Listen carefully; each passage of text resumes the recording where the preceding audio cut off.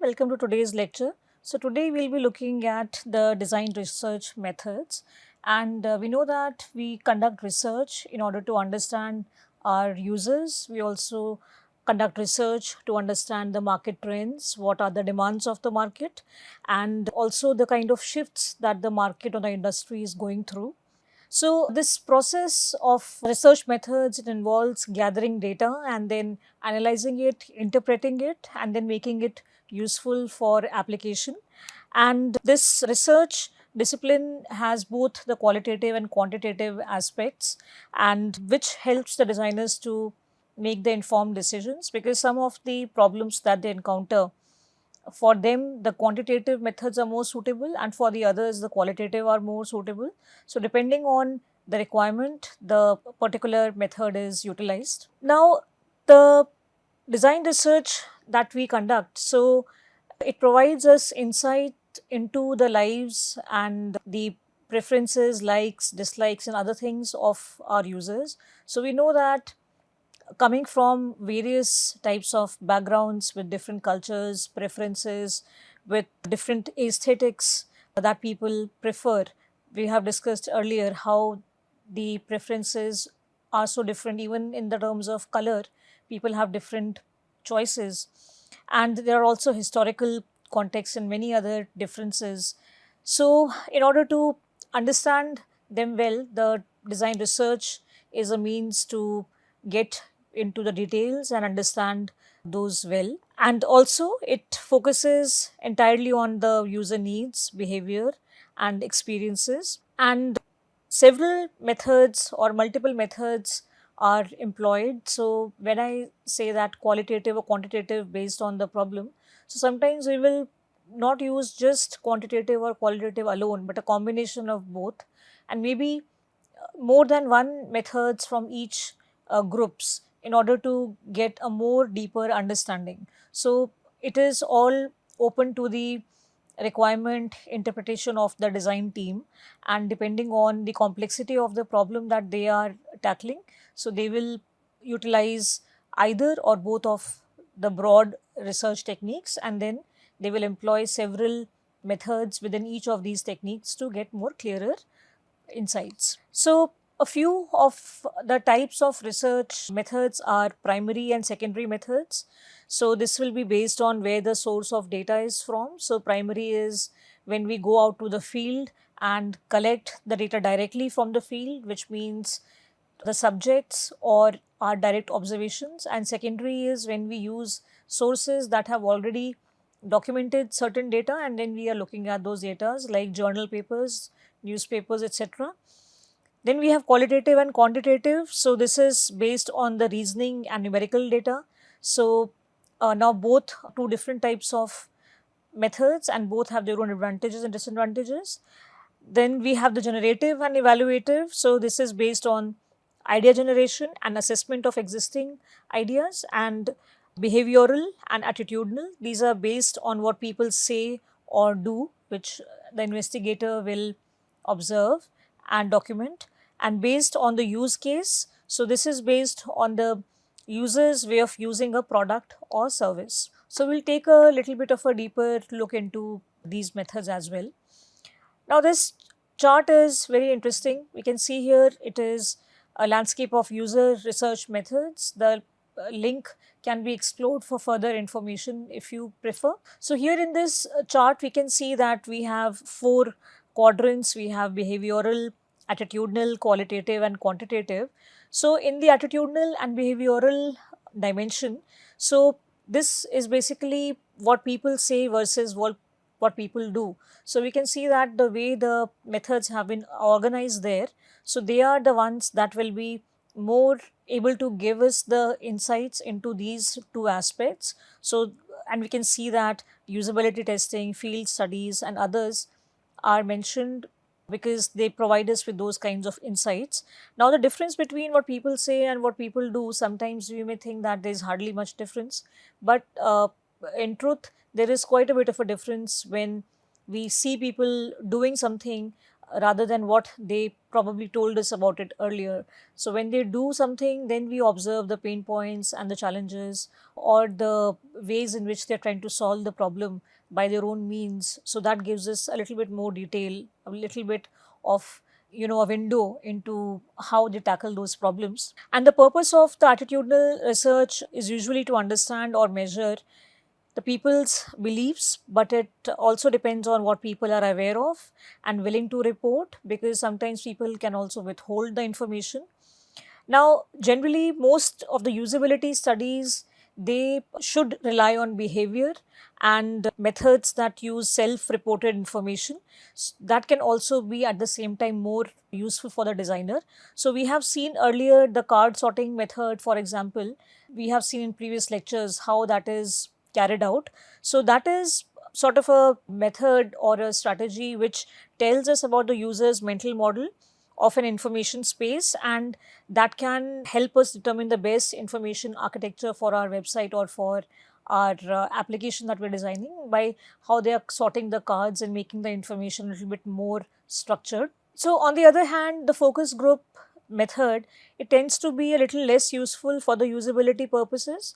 So they are more useful when we need to see the view of what people think about a brand or a product concept in a group setting. So usually it is used when there is, for example, an improvement is required in a certain product, or a company has come up with a product and they want to understand people's attitudes towards it. So that is in that setting when people will sit and tinker with it and use it to see how good the particular product is, or what are the challenges with the product. So that is where the focus group is more useful, and therefore it is less useful for the usability purposes.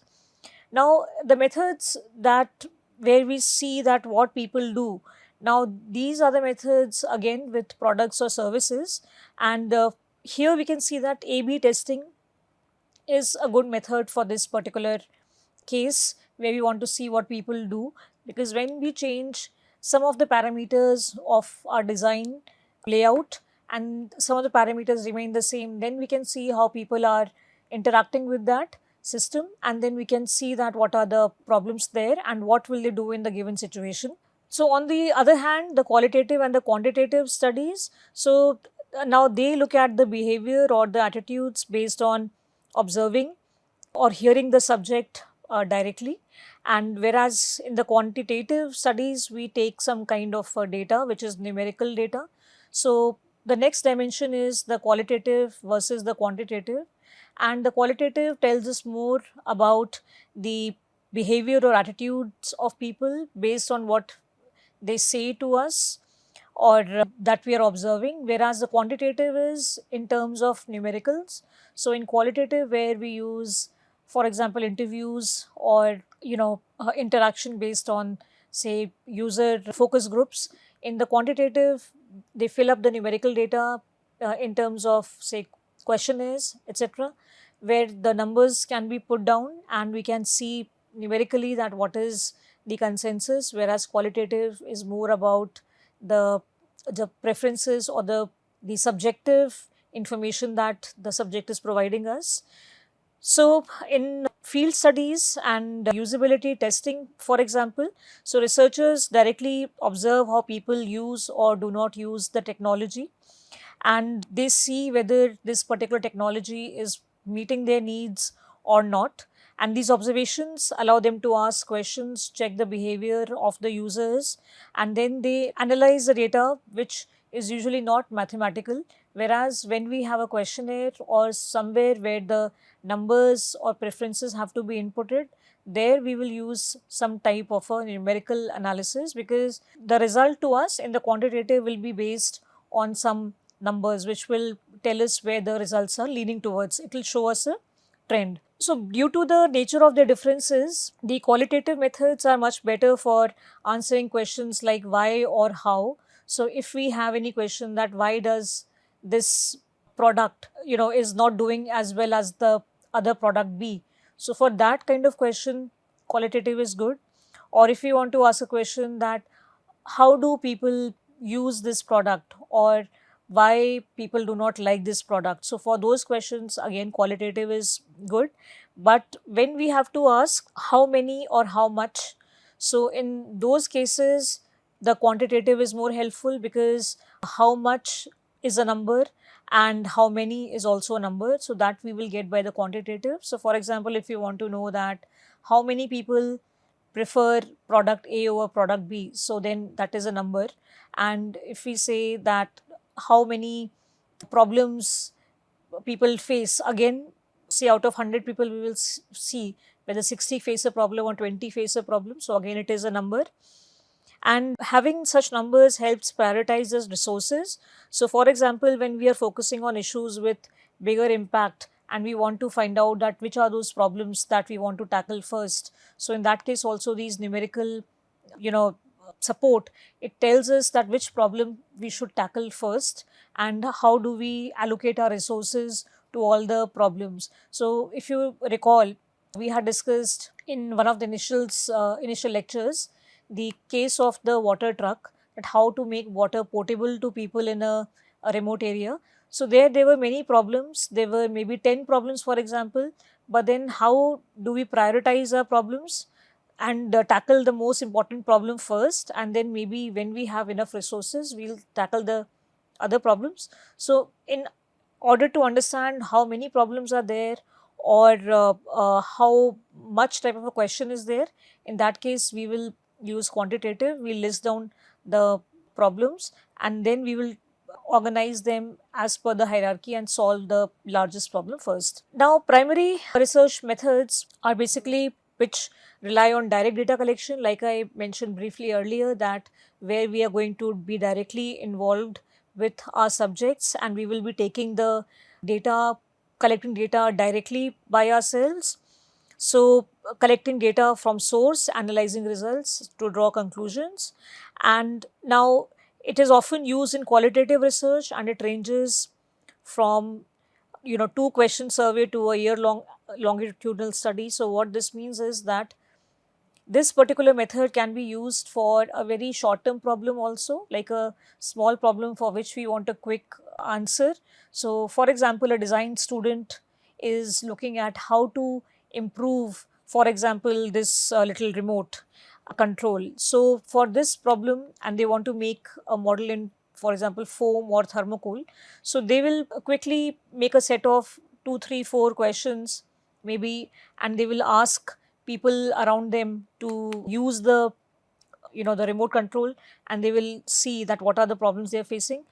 And as compared to that, a long term study where we want to maybe see the effect of certain medicine on people or their behaviors on certain conditions. For those kind of studies, this experiment or this study can go on for many years as well. So when do we use the primary research? So this is to be used when we have to strengthen existing secondary research, and also to examine a research question where no pre-existing knowledge or subject exists. So this may be a little confusing, so I'll try to simplify this. So one is that when we are starting out with a problem solving, so two ways in which we can approach the problem is that one, the problem is already existing. So we may look at the existing literature or some other studies where the problem has been addressed before. So in that case, we already have some basis for our study, and now we are taking it further. So for example, maybe we can take an example here that we have seen a study being conducting in Germany about remote control design, for example. Now they have a certain set of dimensions for this particular remote control. Now we want to see that does this apply in Indian population as well. Okay, so now when we give the same remote to the Indian population, so we may find some differences because the Indian population has different anthropometrics or body dimensions. So then we are taking the problem which has been tackled earlier and we are researching it again, but here the gap being the different population or the different anthropometrics or the body dimensions. So that is going to give us a new insight. So it is going to expand onto the initial study. So that is one way to go about it. Again, it's a hypothetical example I'm giving. And the other where there is no pre-existing knowledge or subject exists. So now there is no other study to rely on. So there also, where we want to come up with a product which does something, we have some idea that new kind of a device that will input some kind of information in a system. So there again we will be using this method to get along our design process. So the different types of primary research methods, we have already seen them in the previous few lectures. So I will just quickly go through them. So we have interviews, questionnaires, observational studies, focus groups and surveys. Now interviews are based on task analysis and they usually focus on the person, so who they are, what do they do, when and where. So the context is important and we have seen earlier how context is really important in design. Why they do it, so what are their needs, what are their goals and what are their tasks that they are looking at, how they do it, so this means the experience, what they like or dislike, so their frustrations on pain points. So first is this interview which gives us all of these insights. Then we have the focus group, which is a qualitative research method again, where we have a group of people and we are looking at their beliefs and their opinions. Now this is generally used, like I mentioned earlier also, to gather feedback on products or services of certain market research that we are conducting. So it tells us whether they like or not like. And in a group, when people are sitting and they are looking at one product, so the deliberations that they have, so that also gives us an outcome. This is usually also done when the movies are made and the movie makers want to see the reaction of people, whether a funny scene will make people laugh or not. So in that case also, they make the audience, a certain group of people, the focus group, watch that movie and they will note down their reaction, that do the sad moments make them sad, do they cry or not, and do the happy moments make them laugh out or not. And then based on that, they will know how successful the movie will be and they can also make some tweaks as well. In certain, these series that we have, all these comedy light-hearted series, there as well we see that it is done in front of the live audience also at times. So there the live reaction is also noted down. Now the goal of the focus group is to know how the users perceive the particular product, to get the insight into what users believe the essential features are. So based on the discussions, we will come to know that what they consider important and what do they not consider important, and also how are they perceiving the product, are they looking at it positively or are they a little disappointed with it, and also the problems experienced by the user. So what are the pain points that they may be facing? Maybe they are not able to understand how it turns on, or maybe they are not able to understand how it works, how to clean it. So there may be some challenges there as well. So all of those tell whether the product will be successful within the larger community or not. So these are the focus group steps we can see here: understanding the purpose, planning, preparation, execution, and the post session. So now these focus groups are usually done in the divergent stage of the research. We have seen the divergent and the convergent stages in the previous lectures, and it is done in the phases of design thinking as well. So when we are doing the research process, so that time to get the insights, to gather the ideas, so that time also focus group is important, because then a lot of ideas will come up from these group of people. In the ideation process, where we are co-creating the ideas alongside the users, so we're sitting with the users and we are doing this participatory kind of an exercise. And in the prototype and testing process, where the user insights help to make improvements and identify their pain points. So in all of these steps, the user can be involved as a focus group, to from the initial stage to the end of the testing, the focus group can be beneficial for the designer. Now some ways to conduct a focus group project are several exercises can be there which may be useful. So daydream exercises, picture drawing, role playing, card sorting, fill in the blanks exercises. Now survey method is where the data is gathered and it is utilized to collect, analyze and interpret the view of a group of people from a target population.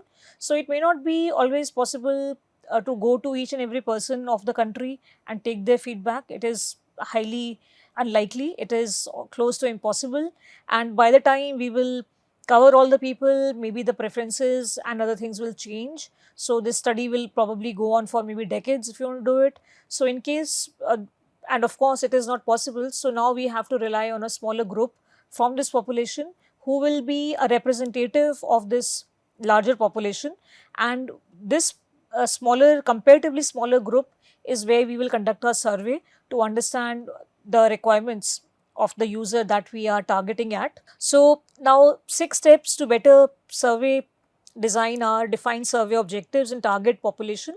So because we have a huge population, people from different cultures, historical backgrounds, locations, geographies and all. So now, depending on the problem, we have to define the survey objectives and target population. Is it a certain population we're targeting at? So for example, elderly, and then elderly of a certain nature. So that we have to be very clear about what is it, who we are targeting, who is this particular product for, and what are the objectives of our survey. So they should be clearly defined. Then draft survey questions, of course, what kind of answers we're looking for, and to get those answers, what kind of questions we have to ask. So the questions need to be drafted. Pilot and readjust the questionnaire. So the pilot study is an initial study which is done on a much smaller number of people, and that tells us whether some questions are ambiguous or are the questions very clear cut, or the user is confused, or they are not feeling like filling up the questionnaire. So, or maybe the questions are repetitive. There could be many reasons which makes the survey very maybe inefficient or not very crisp, or maybe it is very time taking, maybe it's too long, and there are frustrations that users are facing just based on filling up the survey itself. So that is again causing them some kind of distress. So the pilot study helps us tweak those problems, and it ensures that the questionnaire or the survey that we are creating is going to give us the right answers. Because if in case the respondent gets frustrated with the long survey or with ambiguous questions, then the data that we are going to get is going to be incorrect, and that incorrect data, when we analyze, interpret and use it for designing or improving or whatever the case may be, it is going to give us the wrong final result, and we don't want that. So we need the accurate answers from the users, and for that reason the questionnaire or the survey also needs to be equally thorough and to the point, wherein the correct answers are being received, and there is no way that we are getting a data that will be not useful for us, or which may spoil the output of this whole exercise. Then select respondents and data collection methods. So again, here also, who are the respondents and the data collection methods that we are going to employ, those need to be clear.